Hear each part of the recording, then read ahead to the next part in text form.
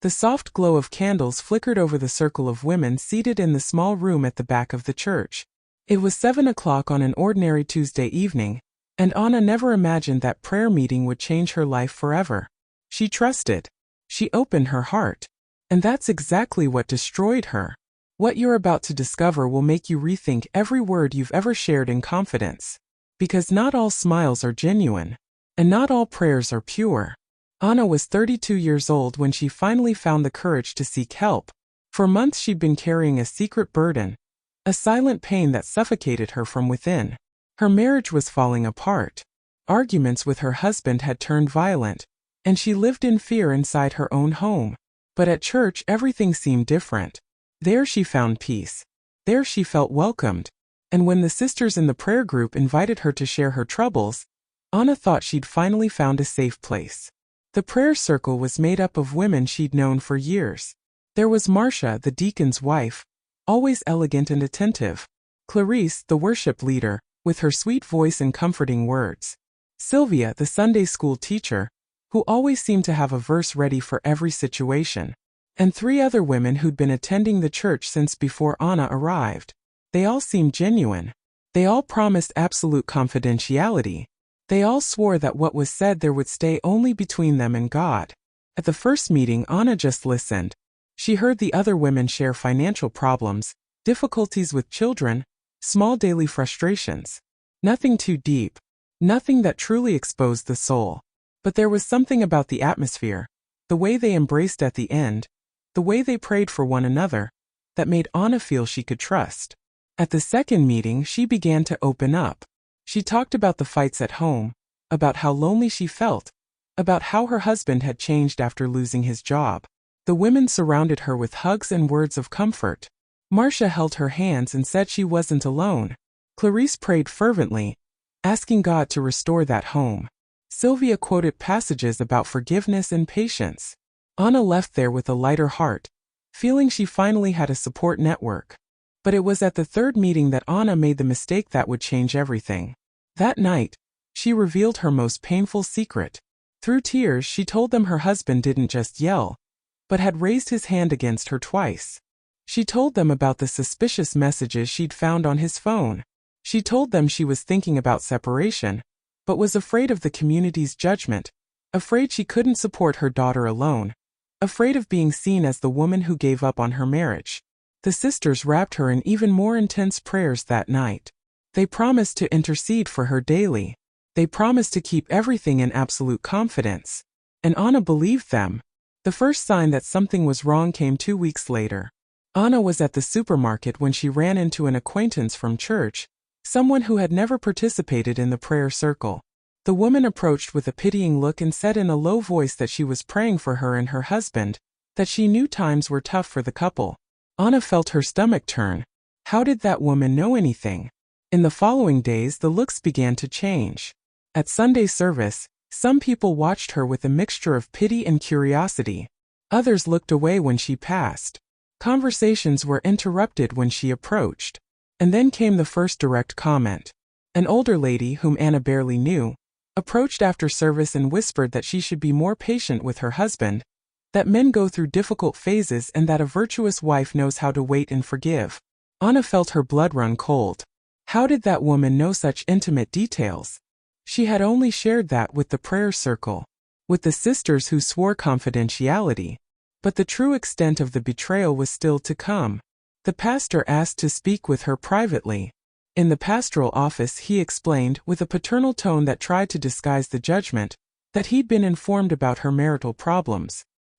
He said he was concerned to hear she was considering separation. He stated that divorce wasn't God's will, and that she needed to work harder on her marriage, be more submissive, pray more, fast more. Anna tried to explain about the violence, but the pastor interrupted her, saying that every couple goes through tense moments, and that she shouldn't exaggerate things. That's when Anna understood. Not only had her confidences been broken, they had been distorted, retold, reinterpreted, and used against her. In the following days, Anna began to notice even more disturbing changes. Some people from church stopped greeting her. Others made passive-aggressive comments about women who abandoned their husbands. Once, during a Bible study, Sylvia, the Sunday school teacher, gave an example about women who don't know how to maintain household privacy and who expose their husbands publicly. The look she cast in Anna's direction left no doubt about whom she was referring to. But the worst was still to come. Marcia, the deacon's wife, the one who had held her hand so tenderly, began to approach Anna's husband. She sought him out under the pretext of spiritual counseling, offering prayers and support. She said she understood what he was going through, that she knew how difficult it was to deal with a wife who didn't value marriage. Anna discovered this when a loyal friend from church alerted her to what she was seeing: the long conversations after services, the exchanged glances, the messages Marcia sent offering support. The prayer circle that should have been a refuge had become the source of her greatest humiliation. Clarice used the details Anna had shared as veiled examples in her worship ministrations, talking about women who needed to learn to suffer in silence and trust God more. Sylvia told distorted versions of the story to other people, painting Anna as a problematic and dramatic woman. And Marcia, the cruelest of all, used the information to position herself as understanding and welcoming, gaining the trust and attention of Anna's husband. Anna felt her world collapse. She had sought help and found betrayal. She had looked for support and found judgment. She had entrusted her deepest pains and they were transformed into weapons against her. The church that should have been a sanctuary had become a courtroom where she was the defendant with no right to defense. It was months of psychological torment. Anna began having anxiety attacks before services. She stopped participating in church activities. She isolated herself more and more. And meanwhile, the sisters from the prayer circle continued smiling at her in the hallways, as if nothing had happened, as if they hadn't spread her secrets throughout the entire community. What Anna didn't know was that she wasn't the first victim of that group. Other women before her had shared their vulnerabilities in that circle and then suffered the consequences. There was a perverse pattern there. The women in the group used the prayer meetings not as a space for genuine welcome, but as a source of privileged information. Information that could be used to gain influence, to position themselves as spiritually superior, to manipulate situations and people. When Anna finally gathered the courage to confront the women, the response was even more shocking. They denied spreading anything. They said she was being paranoid. They claimed they had only asked for prayer for her from a few trusted people, and that they had no control over what those people did with the information.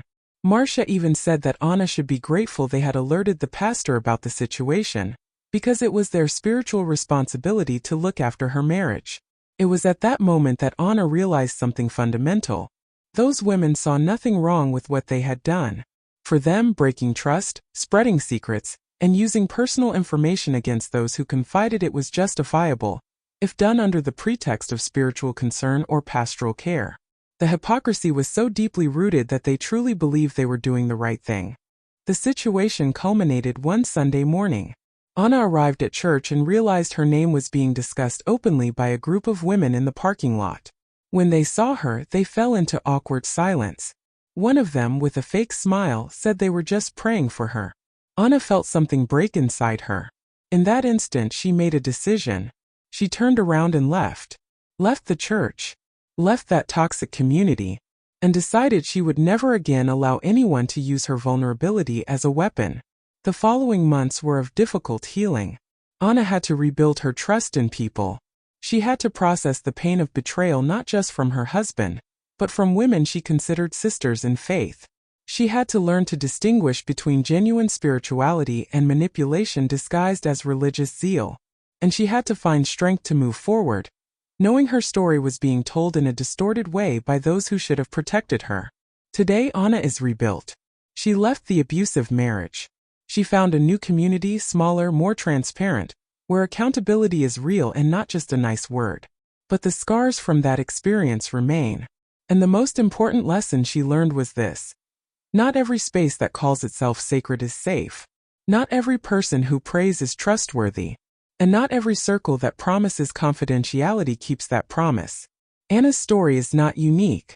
In churches around the world every day, vulnerable people share their pain in prayer groups, cells, counseling meetings, believing they'll find genuine support. And often those confidences are betrayed, used as spiritual gossip, transformed into weapons of control and manipulation, spread under the guise of prayer requests. What makes this betrayal even more painful is the context in which it happens. When you trust someone in a secular environment and are betrayed, the pain is great. But when you trust people who present themselves as representatives of God, who pray with you, who quote scriptures about love and compassion, and these same people stab you in the back, the wound reaches much deeper layers. It shakes not just your trust in people but can shake your very faith. If you're watching this and have been through something similar, know that you're not alone. Know that the betrayal you suffered wasn't your fault. Trusting isn't weakness. Being vulnerable isn't wrong. The error lies with those who use others' vulnerability for their own selfish purposes. If you carry this pain, seek professional help. Surround yourself with people who demonstrate integrity with actions and not just words, and never let the cruelty of some destroy your ability to trust again. And if you're in a position of spiritual leadership or part of any group where people share confidences, reflect deeply on the responsibility that represents. Each secret shared is an act of immense courage. Breaking that trust isn't just wrong. It's a form of emotional and spiritual violence.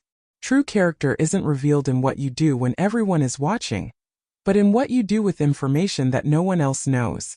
Anna's betrayal began with the prayer circle, but ended with a lesson she'll never forget. Not every altar is holy. Not every prayer is sincere. And sometimes wolves wear not just sheep's clothing, but carry Bibles and sing hymns. Protect your heart. Choose wisely whom to trust. And remember, people who truly love don't use your secrets as weapons. They guard them as sacred treasures, because they understand the immeasurable value of trust. If this story touched you, you probably know someone who needs to hear this. Share it. And if you have your own story of betrayal in spaces that should have been safe, know that your voice matters and your healing is possible.